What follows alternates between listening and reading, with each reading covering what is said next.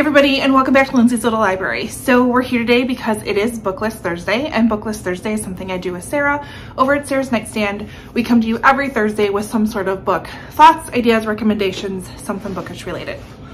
So today we are definitely well into the month of February. February to me is like the month of love. Last week we shared our love with some of our favorite content creators. This week, to stay within that theme of Valentine's Day and Galentine's Day and all the lovey-dovey stuff, we're going to talk about books that have pink and red spines, or pink and red covers. I thought about doing this a couple of ways. I could do romance books that have them, or any other books that I have them that way. But I have a lot. I just reorganized my Book of the Month books that I have not read. So these are unread Book of the Month books. I have them separate. I didn't incorporate them into my kind of bookshelf reorg. I liked keeping them separate. I like how they look. They're all the same size. They're all pretty. And I kept them in rainbow color order. So I thought, why not talk about my pink and red books from Book of the Month that I have unread? And hopefully maybe, you know, get some interest in picking one of them up sooner than later, because I would love to like completely empty off this little shelf of unread Book of the Month books. So yeah, let's just start from the side, right? First one I have Red, White, and Royal Blue by Casey McQuiston.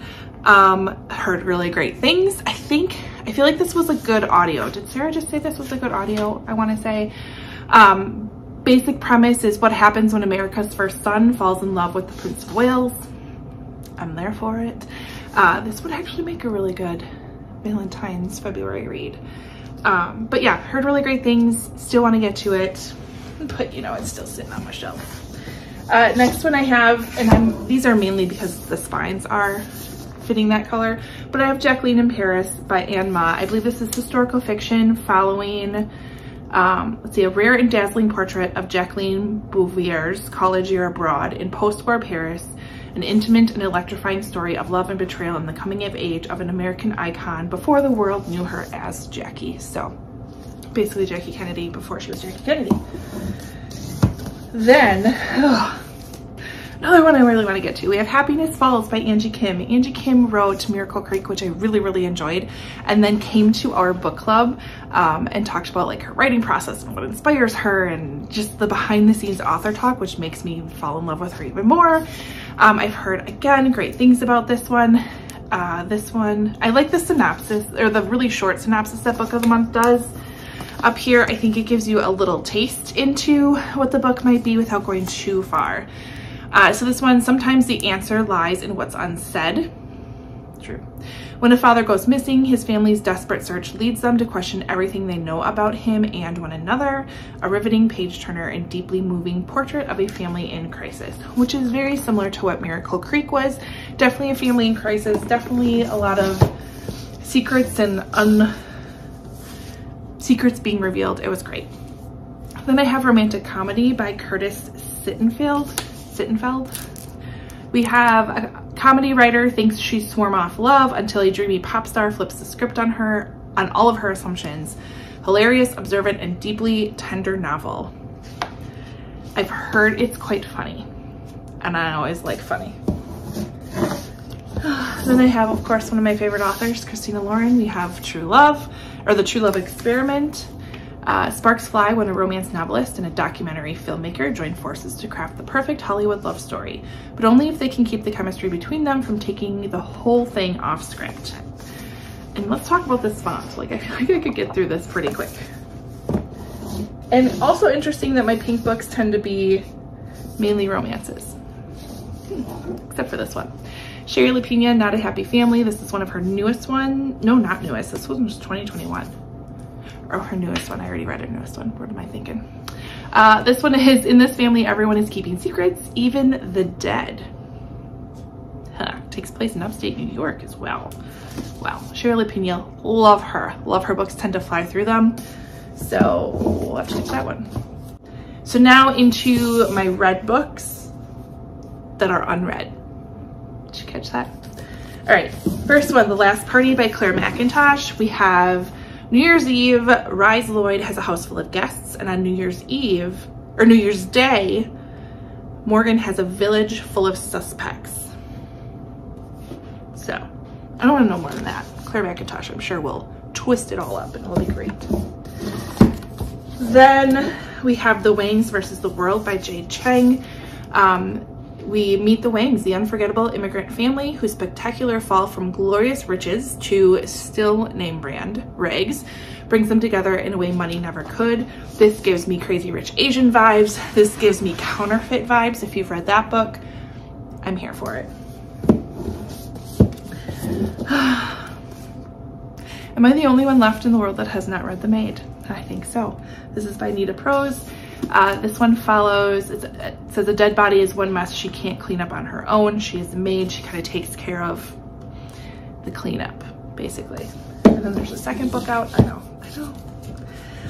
And I believe this one is the only Greer Hendricks and Sarah Buchanan book I have not read yet. This is An Anonymous Girl. Oh, this is very interesting. Oh yes, this is when, basically it's like an experiment. So seeking women ages 18 to 32 to participate in a study on ethics and morality.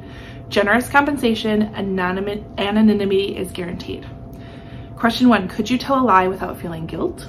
Question 2, have you ever deeply hurt someone you care about? Question 3, should a punishment always fit the crime? So it's about someone who signs up for a psychology study conducted by this doctor. And let's just say it gets a little out of hand.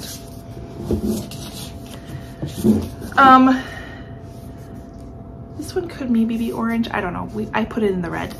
This is The Last Russian Doll by Kristen Loesch. I also heard really great things about it. It is historical fiction about betrayal, revenge, and redemption that follows 3 generations of Russian women from the 1917 revolution to the last days of the Soviet Union and the enduring love story at the center. Again, I've heard really great things, and I love me a Russian historical fiction. I have Arsenic and Adobo. I'm conflicted. I've heard good things, I've heard not great things. I maybe go in with a low expectations, maybe is what I do. I don't know. First book in a new culinary cozy series full of sharp humor and delectable dishes, one of which might just be a killer. Dun dun dun. We have The Perfect Mother by Amy Malloy. A night out, a few hours of fun. That was all it was meant to be. They call themselves the May Mothers, a group of new moms whose babies were born in the same month. Twice a week they get together for much needed adult time, but when they go out for drinks at a bar, they're looking for a fun break. But on this hot 4th of July night, ooh, I could read this around the 4th of July. Something goes terribly wrong. One of the babies is taken from his crib. Well, that's not good. We have The Holdout by Graham Moore. This is a courtroom drama. A jury on a murder trial is deadlocked when a young woman manages to turn the tide to acquit. A decade later, she must face the consequences when a fellow juror is killed and she's the prime suspect. That'll make you want to volunteer for jury duty. Then we have The Damage by Caitlin Ware. Again, red cover, red spine, not necessarily cover. Edgy, propulsive read about what a family pushed to the brink will do in the name of love and blood. I've heard good things about this one too.